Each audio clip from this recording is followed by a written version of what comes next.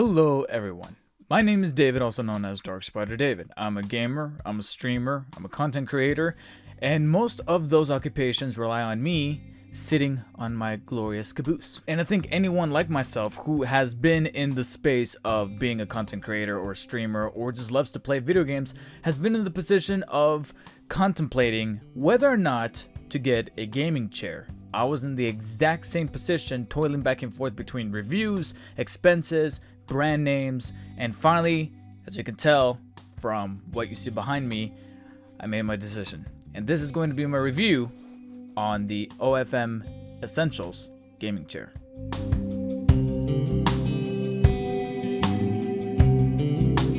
Before we get started with the review, I just want to remind you guys that, as I stated before, I am a streamer and a content creator primarily over on my Twitch channel. So if you're watching one of my videos for the very first time here on YouTube, go ahead and check out the Twitch channel, twitch.tv/DarkSpiderDavid. The link is going to be in the description. I stream every Tuesdays, Thursdays, and Sundays, with the occasional Friday or Saturday if I'm feeling preppy and up for it. So the reason why I'm making this review on this specific gaming chair is because, like I said, I know what it's like. I know what it's like to just constantly be stressing and, growing out gray hairs trying to decide on a gaming chair because, as you've noticed, when you go out to brick and mortar stores such as Office Max, Office Depot, even Best Buy, I often, even me working retail, I get questions asking if we have gaming chairs in stock, and often I would regretfully tell them, no, you would have to check out the website. And of course, browsing websites for gaming chairs just doesn't do it justice because you're just seeing pictures of the chair, but gaming chairs, you have to sit in them. You have to be able to sit in the chair to know what's right for you. So ultimately, whatever you end up purchasing ends up being a gamble because regardless of what the money back guarantees or the return policies are from Amazon or any other website that you're using, it's still a period of time that you're going to be looking into should there be a turnover for that return/exchange of whatever scenario it plays out for you. With gaming chairs, most of the time it's the influences that we see from other YouTube videos or streams from particularly gamers when they're sitting in a gaming chair and you think, oh, that's actually what I kind of want. That looks cool. That looks flashy. That looks neat. It's got the extra cushions and all that stuff. For me specifically, I just wanted something that wasn't necessarily going to break my bank with the 300 to 400 realm price point, but at the same time offered a decent amount of comfort that will just be a ginormous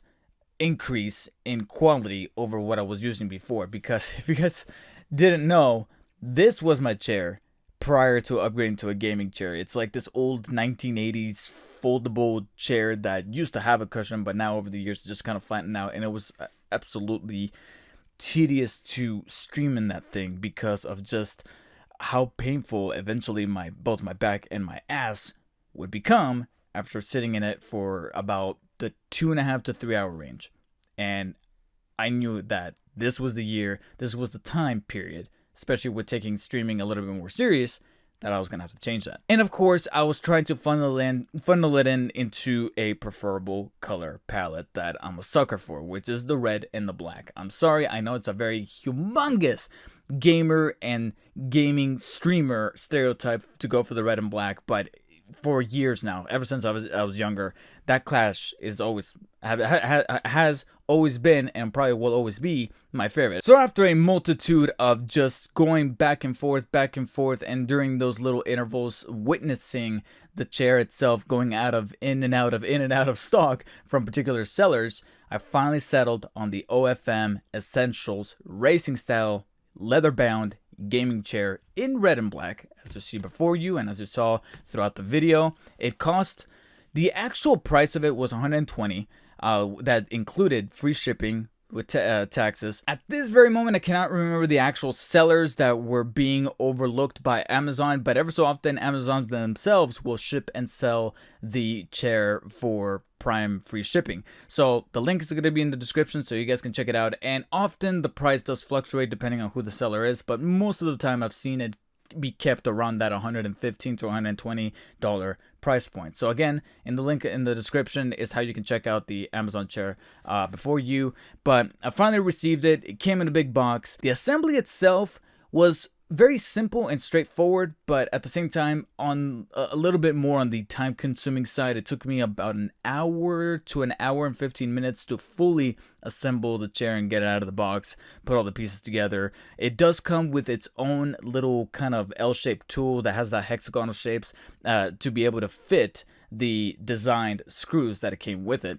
And overall, the process of assembling this chair was pretty straightforward. It's all told through diagrams on the on the assembly manual. I was a little skeptical on the assembly of the bottom portion of the chair that has the wheels as well as the legs for the wheels to kind of hold everything together, because it's all on like this little hydraulic system where things just kind of fit in place and pop into place. You don't really screw them. The only real screwing you're doing is the actual pedestal into the sitting butt portion of the chair, as well as the back piece into the armrest, and conjoining everything together and locking it in place.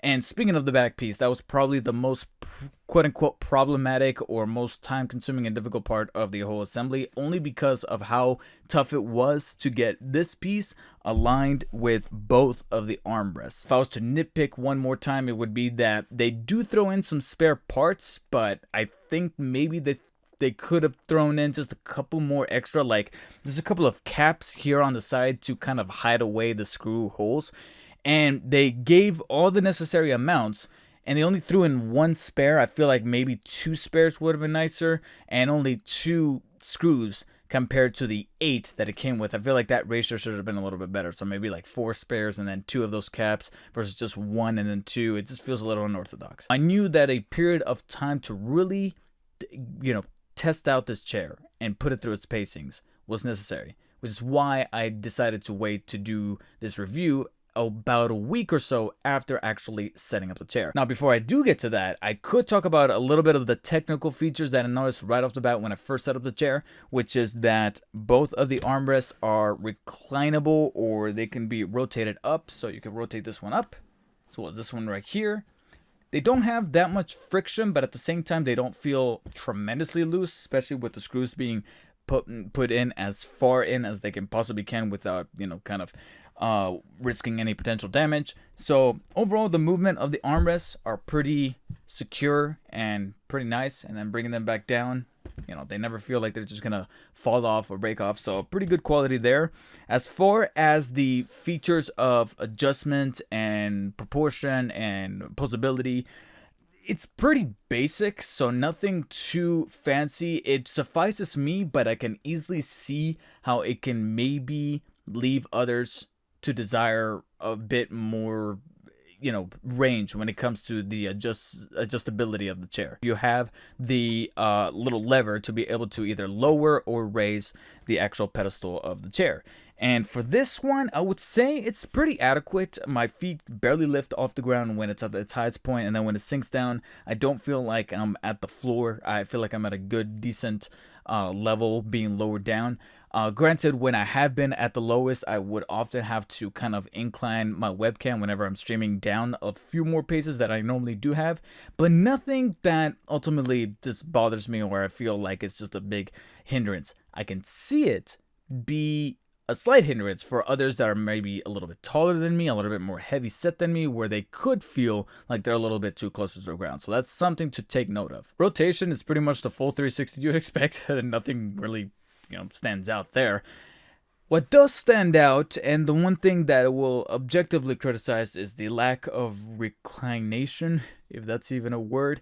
Basically, most of the time with some of these higher end gaming chairs from DX Racer or other off brands like X Racer or S Racer or something like that, whatever they're called, often at least provide some kind of reclining feature or ability for the back portion of the chair. And unfortunately, this one does not, because as I mentioned before, the back piece has to be screwed in with these pieces that make up the armrests.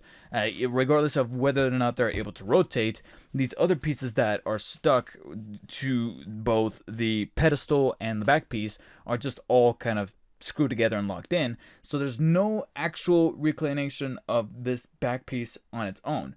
What you could do is release the back tension by going underneath the chair and finding the little knob that's very, very firm and tight.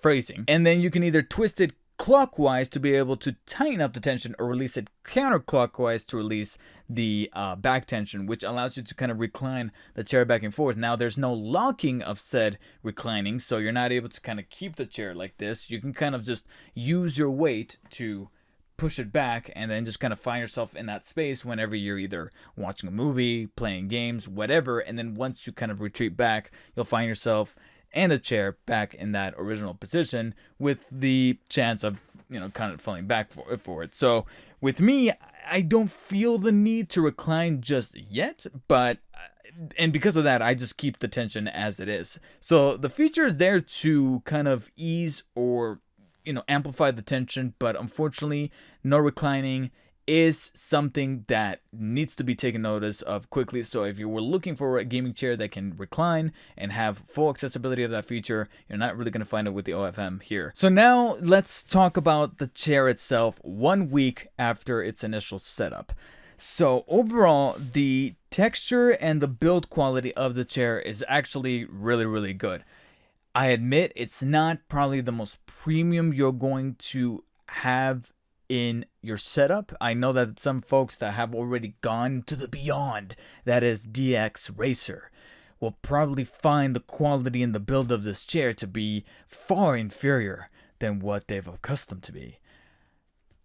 But I don't give a shit. Anything was miles and miles ahead from what I had originally. So this is already a humongous step up. Now, the actual quality of the chair is made up of two main textures. You have like this plush threaded kind of, I don't know what to call it, but basically it's like this spongy kind of fabric that makes up the red portions of the chair itself, whereas everything that's pretty much doused in black is either a faux type of leather or it's a full-on but mitigated type of leather. Because if it was like real leather, then obviously it would have costed way more than it actually did. So it could be potentially pleather or some kind of leather alternative, but it's sewed in fairly well. I would probably say about 75 to 80% of the time this chair is held together pretty decently. The reason why I put it at that percentage is because after kind of scanning the chair up and down, I did find certain little areas where a little thread of that red plush or a little black string did kind of linger off the side of two sections that were seamed together. So those would have been, it needed to be cut, to kind of give it that more premium look, because at that point it's like, well, that's where, I'm paying the big bucks to make sure that it doesn't look this way. So that was present right out of the box. And of course, it's a very easy fix. You can kind of go in there with some scissors and trim them out. But the fact that they were there to begin with is like, all right, that's not a humongous plus point for the chair, unfortunately. But for the most part, everything is kind of stitched and well made and really well put together. The plastic that holds these pieces on the side is very sturdy.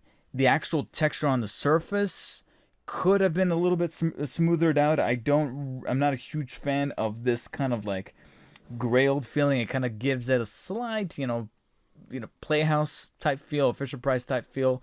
But thankfully, that's the minority of the chair. It's only really dominant here in the armrest portions of the actual overall build. So when you're actually making contact with the chair, whether it be the cushions here on the top of the armrest, the back, and the buttocks, that's where it really counts. And thankfully, the plush is really filled in with proper comfort. Lumbar support is good. I would probably say the only times where I do wish I can get a little bit of that adjustment in the reclining is when, say for example, streaming, and I want to get a little bit closer to my TV to witness some kind of gaming moment, or I'm watching a show, whatever the case may be, and I want this to be a little more forward so that then I can kind of kick my head back.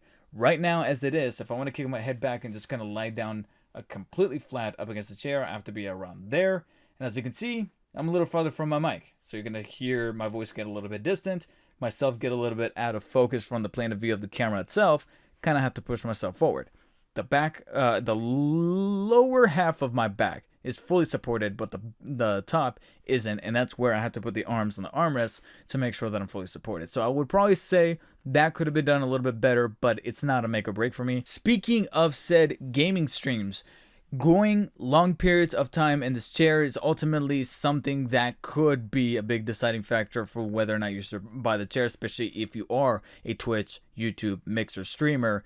because sometimes we have a tendency to just lose ourselves in these chairs as we're gaming, creating. Even with me outside of my Twitch sessions, I'm also working on stuff on my computer, editing video, working on homework assignments, typing up a script. Sitting is a big part of my life, and of course, you have to follow your necessary PSAs of getting up, make sure you're circulating the blood, make sure you're taking breaks. But when you are in those long sessions of just sitting, for whether it be gaming or whatever it is that you're doing, I don't want to know. This chair is so far holding its end of the bargain, because earlier today, prior to filming this video, I did go on a 2-hour and 45-minute Twitch stream, and I gotta be honest, I know for a fact I would have been in pain in that prior chair, and with this one, the only reason why I ended the stream was because I was hungry, and I was starting to feel the effects of lacking food. Other than that, I felt super comfy in the chair enough to maybe go for another 30 or 40 minutes on the stream.